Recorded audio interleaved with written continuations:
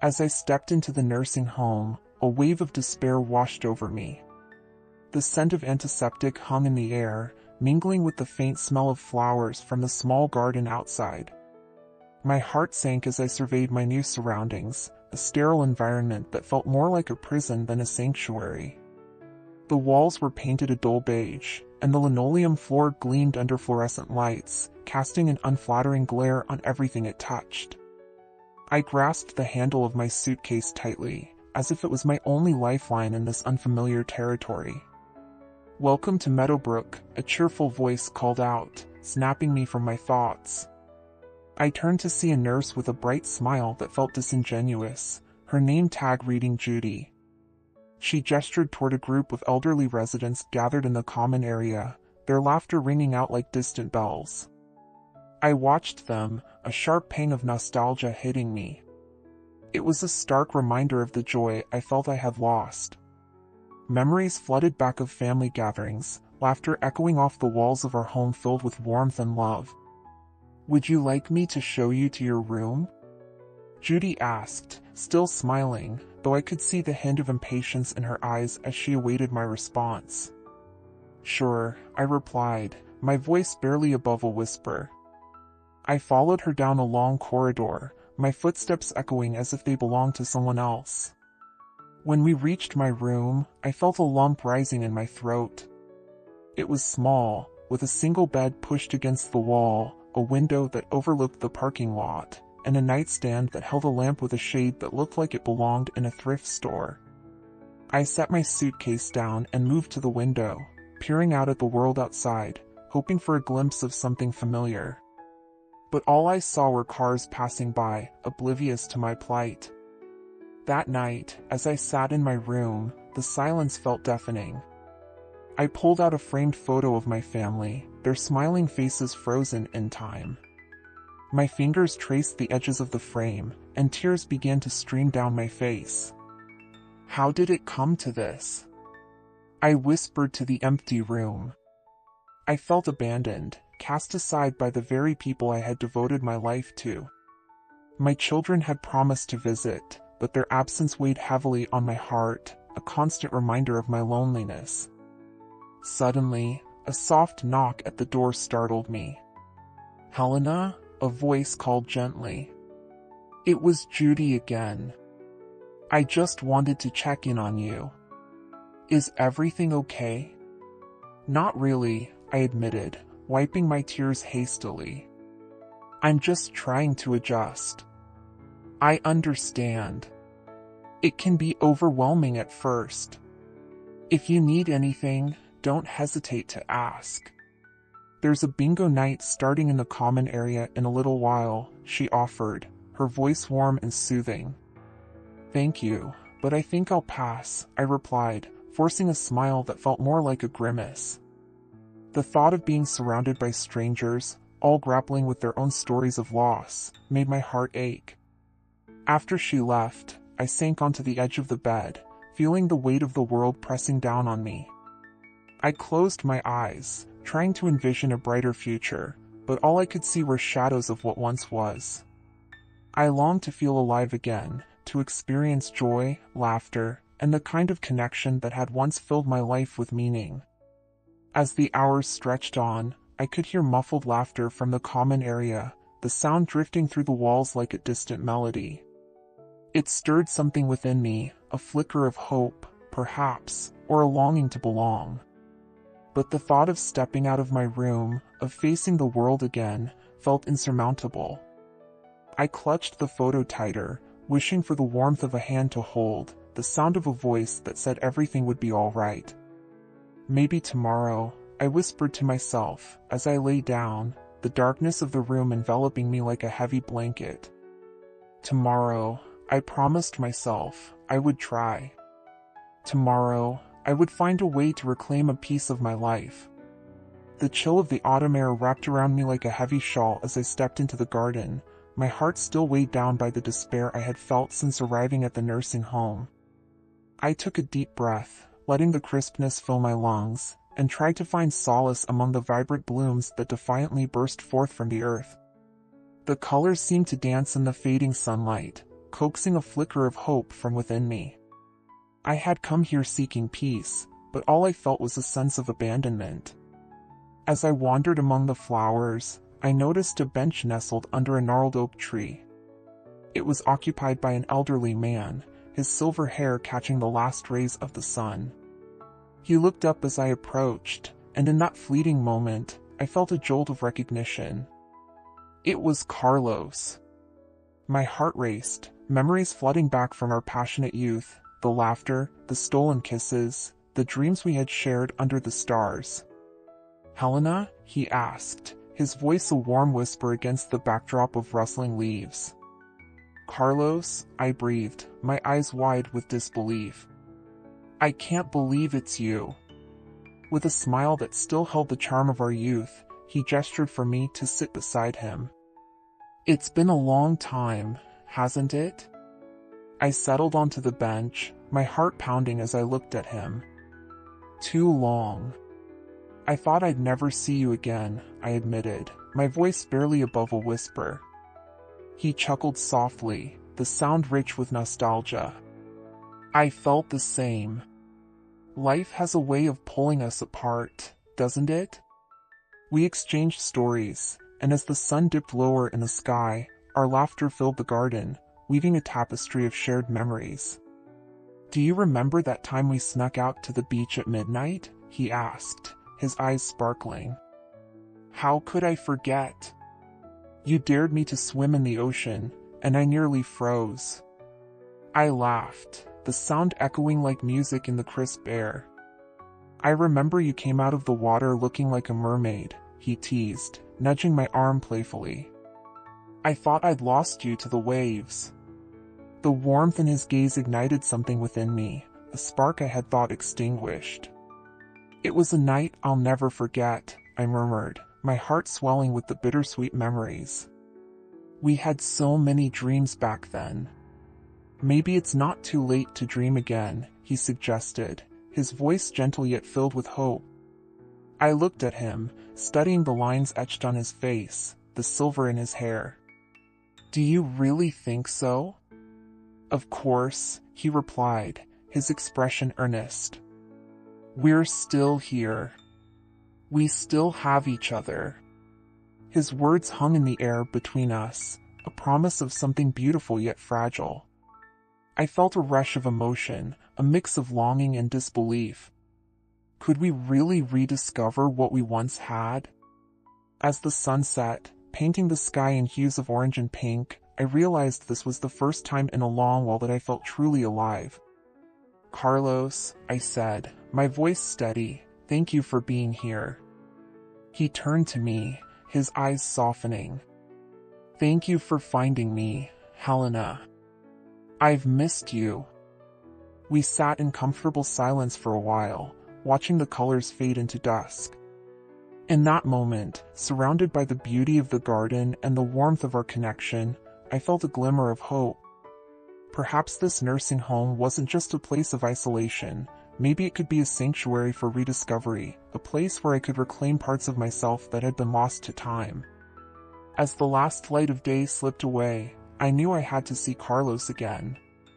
The world outside felt daunting, but with him by my side, I felt ready to embrace whatever came next. As I strolled hand in hand with Carlos through the vibrant garden, a sense of warmth enveloped me, melting away the coldness that had settled in my heart since my arrival at the nursing home. The autumn sun filtered through the trees, casting dappled shadows on the ground, and the air was filled with the sweet scent of blooming flowers. It was as if nature itself conspired to remind us both that life was still alive and pulsating around us. "Can you believe how beautiful these flowers are?" I asked, my voice lightened by the joy of the moment. I didn't expect to find such color in a place like this. Carlos chuckled, his eyes twinkling with mischief. "You should see my garden back home. I used to spend hours tending to it. I had the greenest thumb in town, or so the neighbors said." He paused, looking at me with an intensity that made my heart flutter. "But I think these flowers might give mine a run for their money." I laughed, the sound bubbling up from deep within me, surprising even myself. I'd love to see it someday. Maybe we could start our own little garden here? Now that's an idea. He turned to me, his hand squeezing mine gently. We could plant sunflowers, those always seem to brighten up any space. And maybe some lavender for the scent. I love lavender, I replied, the memory of my grandmother's garden flooding back. It reminds me of summer days spent with her, when we'd make sachets and hang them in our closets. Our conversation flowed effortlessly, weaving in and out of memories like a delicate tapestry. As we settled onto a weathered bench, I found myself sharing stories I hadn't told anyone in years. The laughter came easily, buoyed by the comfort of his presence. What was your favorite book as a child? Carlos asked, his gaze fixed on me with genuine curiosity. Oh, that's a tough one, I mused, tapping my chin. I think it would have to be Little Women. I admired Jo March so much. Her passion for writing and her fierce independence spoke to the little girl I was. He nodded, a soft smile playing on his lips. I always fancied myself a bit of a dreamer, too. I remember hiding away with the Count of Monte Cristo, imagining I was the hero seeking revenge. Did you ever get your revenge? I teased, raising an eyebrow. Not quite, Carlos replied, chuckling. But I did learn a thing or two about resilience from that book. And look at us now. We're writing our own stories, aren't we? Yes, we are, I said softly, feeling a swell of gratitude for this unexpected bond. And I want to make the most of it. With renewed determination, we decided to attend the book club meeting together later that week. I felt a thrill of excitement at the thought of sharing my thoughts with others, encouraged by Carlos's gentle nudges. You'll do great, Helena. Just speak from your heart. When the day arrived, my nerves fluttered like butterflies in my stomach as we walked into the common room, a small gathering of residents already seated with books in hand. Carlos leaned closer, whispering, "Just remember, everyone is here because they love stories just like you." I nodded, taking a deep breath to steady myself. As the discussion began, I surprised myself by raising my hand and sharing a passage that particularly resonated with me. Carlos's approving smile was like a warm blanket, wrapping around my shoulders. Beautifully said, Helena, the book club leader, Mrs. Thompson, remarked. It's so nice to hear a fresh perspective. I could feel the eyes of the other residents on me, some nodding in agreement, others smiling encouragingly. With Carlos by my side, I felt an unfamiliar sense of belonging. The discussions continued, and I found myself immersed, each word weaving deeper connections with those around me. After the meeting, we strolled back to the garden, the sun dipping lower in the sky, casting a golden hue over everything. You were fantastic in there, Carlos said, pride radiating from him. Thank you, I replied, feeling a warmth spread through me. I didn't think I could still find joy in sharing my thoughts. It felt liberating. That's the spirit, he said, his eyes shimmering with admiration.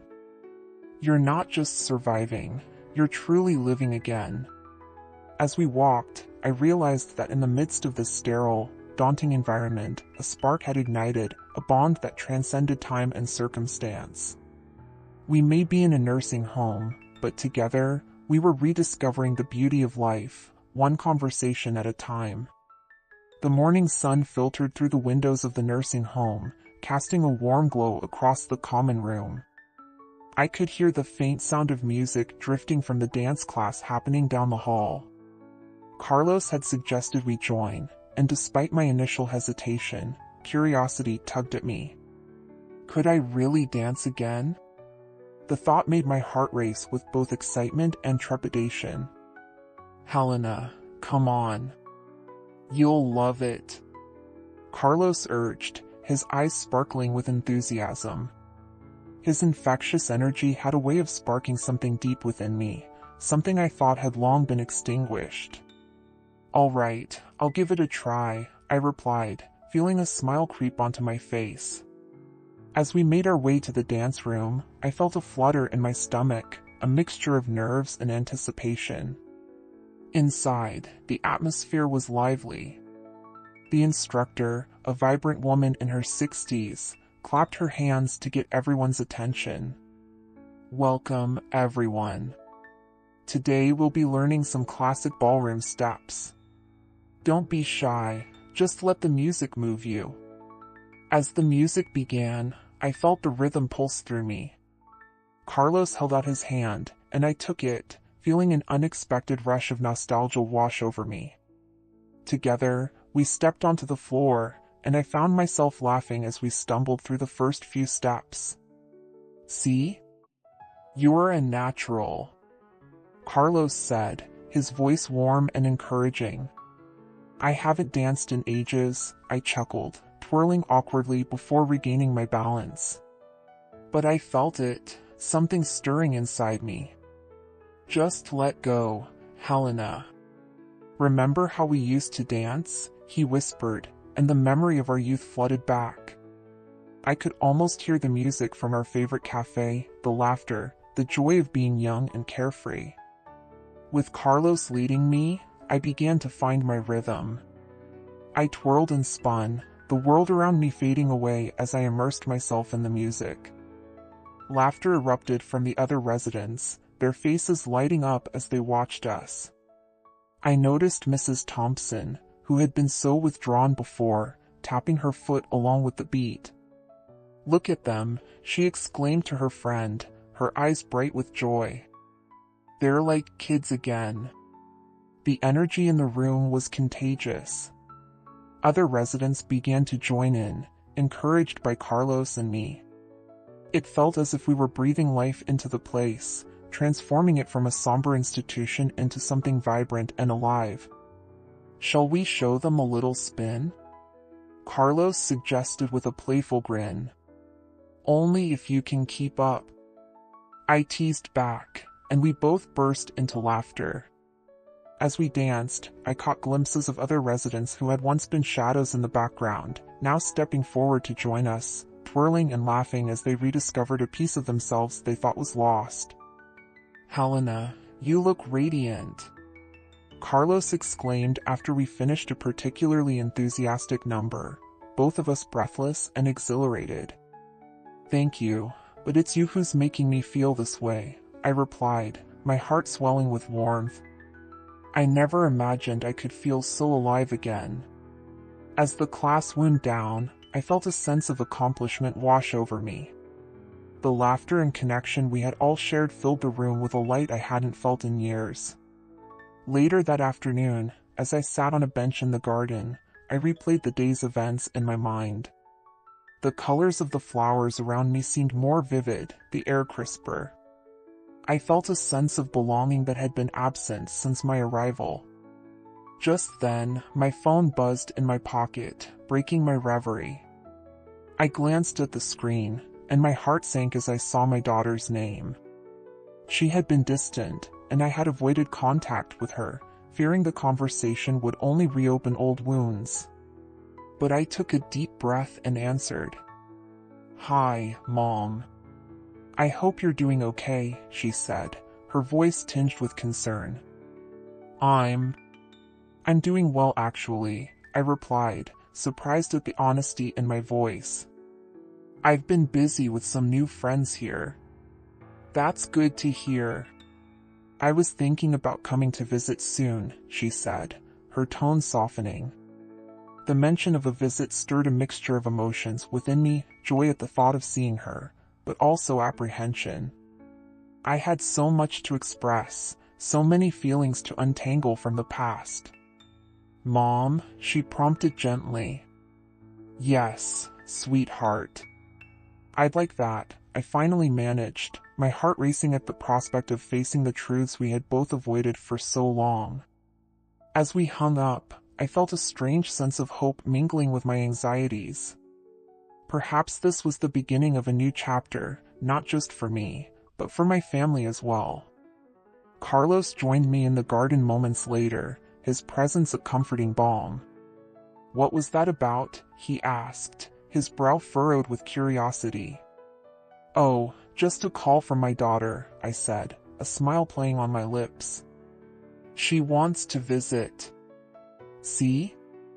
You're blossoming here, Helena," he said, taking my hand. "You're allowing yourself to feel again." And in that moment, surrounded by the colors of the garden and the warmth of Carlos's touch, I realized I was ready to embrace whatever came next. As I sat in my room, the faint scent of lavender lingering in the air, I felt a whirlwind of emotions brewing inside me. Today was the day my daughter, Sophia, was finally coming to visit. After weeks of laughter and joy with Carlos, the thought of seeing Sophia filled me with both excitement and dread. Would she understand the transformation that had blossomed within me?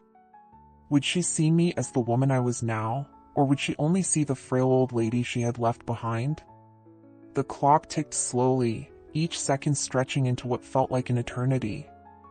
I looked around my small room, adorned with a few pictures from my past, the wedding photo, my children's smiling faces, and of course, that cherished photo of Carlos and me from our youth. It was as if those images were whispering encouragement to me, reminding me of the strength I still possessed. When the door creaked open, my heart raced. Sophia stepped in, her eyes searching mine for a moment before lighting up with recognition. "Mom," she exclaimed, rushing towards me and enveloping me in a warm embrace. It felt comforting yet strange. I couldn't shake the feeling of distance that had grown between us. I pulled back slightly, studying her face, the worry lines etched around her eyes telling stories of their own. "Hi, sweetheart," I managed, my voice thick with emotion. "It's so good to see you." We sat together on the edge of my bed, the air thick with unspoken words. "I've missed you," she finally said, her voice softening. "I've been worried about you. How are you really doing here?" I'm doing better than I expected," I said, my mind drifting to Carlos, who was waiting in the garden. "I've made some wonderful friends. One of them is Carlos. You remember him, right?" Sophia's eyebrows lifted in surprise. "Carlos?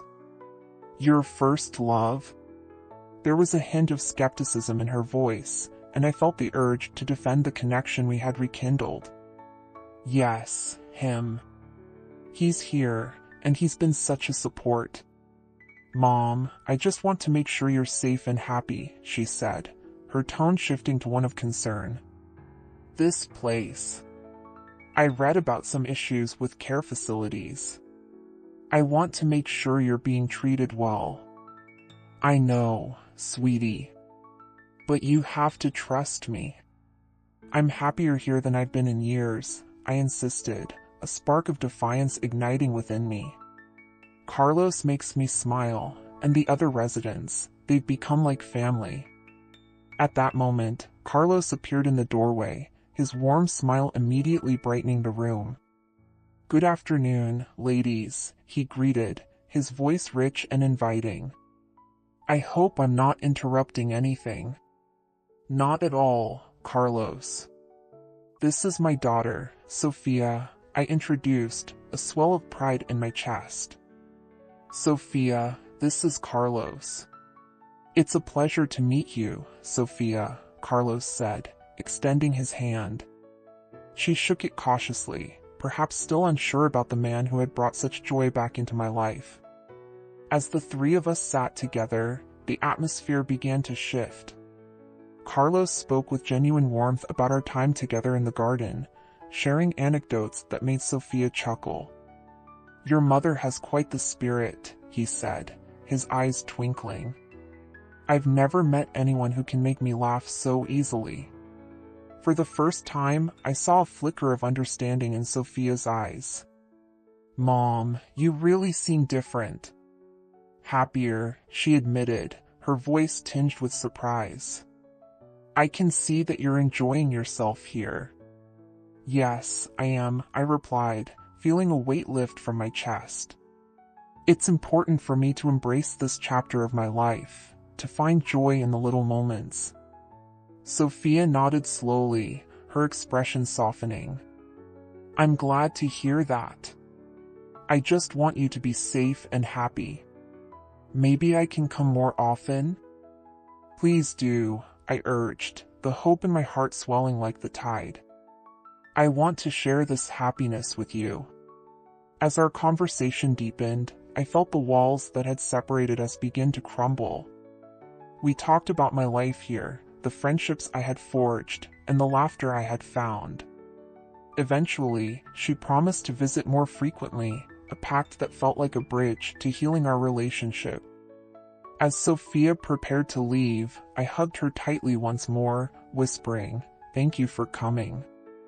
It means the world to me. Don't be a stranger, Mom." "I'll be back soon," she said, her eyes glistening with unshed tears. Watching her walk down the hallway, I felt a wave of gratitude wash over me. It was in that moment I realized that forgiveness was not just for the past, but also a gift for the future. And as I turned to find Carlos, my heart was lighter, knowing that I was ready to embrace whatever came next. As I sat on the edge of my bed, the familiar scent of antiseptic filled the air, mingling with the faint aroma of the flowers from the garden outside. I had grown used to this sterile environment, but it still felt like a prison at times. Just as I was about to pull my thoughts away from the suffocating walls of the nursing home, a knock on my door startled me. "Mom, can I come in?" The voice was hesitant, tinged with an emotion I couldn't quite place. It was my son, Adam. I hadn't seen him in weeks, and the sight of him standing there, unsure and vulnerable, made my heart ache. "Of course, sweetheart," I replied, forcing a smile as he entered the room. His eyes darted around, taking in the surroundings, and I could sense his discomfort. "I hope you didn't have too much trouble finding the place." Adam chuckled softly. "You'd think I'd be accustomed to visiting you by now. But this place, it's different." I nodded, my heart heavy with unspoken words. "It is what it is. Just part of the journey, I suppose." He sat down beside me, and for a moment, silence enveloped us. I could feel the weight of everything left unsaid between us, the years of distance that had grown after my husband passed away, and how my move to the nursing home had pushed us further apart. "Mom, there's something I need to tell you," he said, his voice trembling slightly. "I've been meaning to say this for a while, but I didn't know how to bring it up." "What is it, Adam?" I asked, my heart racing. "You can tell me anything." He took a deep breath, his gaze dropping to the floor. "We didn't place you here because we wanted to abandon you. We thought it was for your safety. We found out that this place has been neglecting residents, including Carlos." The name struck me like a bolt of lightning, igniting a fire of concern. "Carlos? What happened to him?" Adam looked up, his eyes filled with regret. "He had a health scare. There were rumors about residents not receiving proper care. I didn't want to believe it, but I had to investigate. I couldn't let you stay here without knowing the truth." I felt a surge of anger mixed with gratitude. "You should have told me sooner. Why didn't you trust me?" "I thought I was protecting you," he said, his voice cracking. "But I see now that I was just making it worse. Mom, I'm so sorry." I took his hands in mine, feeling the warmth and strength in his grip. "You need to understand, Adam, I felt abandoned. I thought you and your sister had forgotten me." His face softened, and he squeezed my hands tightly. "We love you, Mom. I promise we'll do everything we can to make this right." As my son spoke, my mind raced. I had to confront the nursing home management. I felt empowered, not just for myself, but for all the residents who deserved better. "We need to report this," I said firmly. "This place should be held accountable for what they've done." Adam nodded, determination lighting his eyes. "Together, we'll gather the evidence. I'll help you through the process." The next few days were a whirlwind. With Adam's support, I gathered testimonies from fellow residents and began to document the neglect. When I faced the nursing home management, I felt a surge of strength I hadn't known I possessed. "How dare you treat us like this?" I demanded, my voice steady and unwavering. "We deserve respect and care." In the following weeks, the investigation unfolded, revealing a shocking array of malpractice that led to the nursing home being shut down. As the dust settled, I felt a weight lift from my shoulders. I had fought for justice, not just for myself, but for everyone who felt voiceless. One sunny afternoon, Carlos and I stood in the garden, surrounded by the blossoming flowers that had become a symbol of our resilience. "Helena," he said, his voice warm and rich with affection, "we've been through so much, and yet here we are, together." I smiled at him, my heart swelling with gratitude. "I couldn't have done it without you, Carlos. You've reignited a spark in me that I thought was lost forever." He took my hand, and together we danced under the autumn sun, surrounded by the laughter and joy of our fellow residents, friends, and family who had come to celebrate our victory. As we twirled and spun, I realized that this was not just a dance, it was a celebration of life, love, and the promise of brighter days ahead.